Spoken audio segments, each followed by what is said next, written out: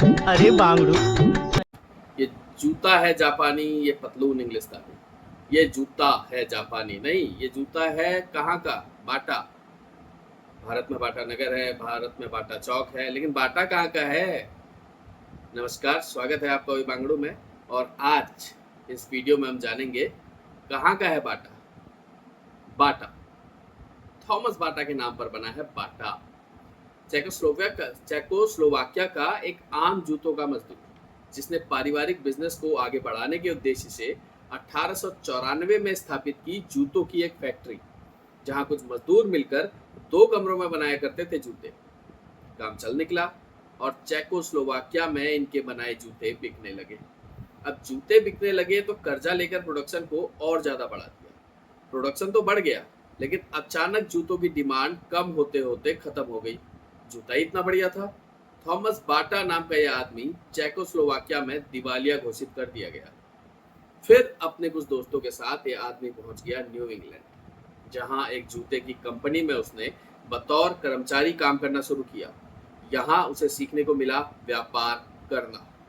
Czechoslovakia में तो वह वहाँ के नागरिकों के हिसाब से काम करता था, लेकिन यहाँ न्यू इंग्लैंड में उसने उसे जानने को मिला कि पूरी दुनिया में व्यापार हो सकता है, सिर्फ एक जगह रहकर काम व्यापार करना समझदारी नहीं है।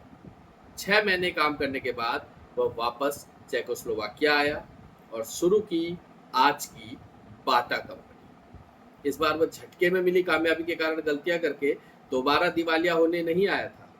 इस बार उसका प्लान था कि बाटा को इंटरनेशनल लेवल पर लेकर जाना है। 1920 तक बाटा ने देश विदेश में 122 स्टोर खोल लिए थे और 1912 से थॉमस जूतों के लिए मशीनों का इस्तेमाल कर रहा था। 1920 में थॉमस इंडिया आया और यहाँ देखा कि लोग नंगे पांव घूम रहे हैं। थॉमस की कंपनी ने इंडिया में बिजनेस का प्लान टाल दिया। बाटा के सीनियर अधिकारियों का मानना था कि जिस देश में लोग नंगे पांव में घूमने में इतना कंफर्टेबल महसूस करते हैं, उधर बिजनेस करना नामुमकिन है। लेकिन थॉमस का मानना था कि यह बहुत बड़ी मार्केट है, यहाँ यहीं के हिसाब से अगर जूतों को उतारा जाए तो इंडिया में व्यापार जबरदस्त तरीके से फैलाया जा सकता है। सीनियर अधिकारियों की बात मानते हुए थॉमस ने यहाँ कोई प्रोडक्शन यूनिट स्थापित नहीं की, लेकिन जूतों को आम ब्रिटिश स्टोर में उपलब्ध करा दिया, जहां से उच्च वर्गीय भारतीय जो जूते पहनते थे वह बाटा के नाम से परिचित हो सके। धीरे धीरे कंपनी ने सस्ते दामों में इंडिया में काफी सारे विकल्प उपलब्ध कराए, जो ब्रिटिश स्टोर्स के अलावा आम बाजार में भी आ रहे थे, जहां से मध्यम वर्गीय भारतीय जूते खरीद रहा था। बाटा इंडिया में अपना विज्ञापन एकदम भारतीय अंदाज में करता था। यहाँ टिटनेस नामक बीमारी काफी बड़ी मात्रा में हो रही थी। कारण था खुरदुरे रास्ते में नंगे पांव चलने वाले लोग, चोट लगती थी, खून बहता था और फिर टिटनेस। इस बात को नोटिस किया बाटा ने और विज्ञापन में बोला, टिटनेस से सावधान रहें, एक छोटी सी चोट खतरनाक हो सकती है, इसलिए जूता पहने। खैर, बड़े बाटा साहब मर गए, यानी थॉमस बाटा साहब मर गए और उनके बेटे साहब ने इंडिया में प्रोडक्शन यूनिट लगाने के लिए प्लान करना शुरू कर दिया। जापानी कंपनियां कर रही थी इंडिया में धमाल। कच्चा माल बहुत सारा मिल जाता था, मगर दिक्कत थी उपयोग करना नहीं आता था। कोलकाता के पास में कोनार नाम के गांव में बाटा ने अपनी पहली प्रोडक्शन यूनिट लगाई।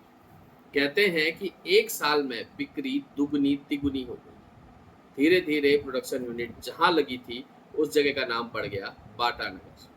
बाटा इंडिया का सबसे पॉपुलर इकलौता जूतों का ब्रांड भी बना और बाटा नगर होने के कारण लोग इसके जूते खरीदकर पहनने लगे और स्वदेशी के पैरोकार खुद को समझने लगे। खैर, बाटा ने अपने विज्ञापन में इतनी ज्यादा भारतीयता परोसी कि सबको लगने लगा कि बाटा एक इंडिया ब्रांड है। आप बताइए, क्या आपको ये पता था कि बाटा एक नॉन इंडियन ब्रांड है?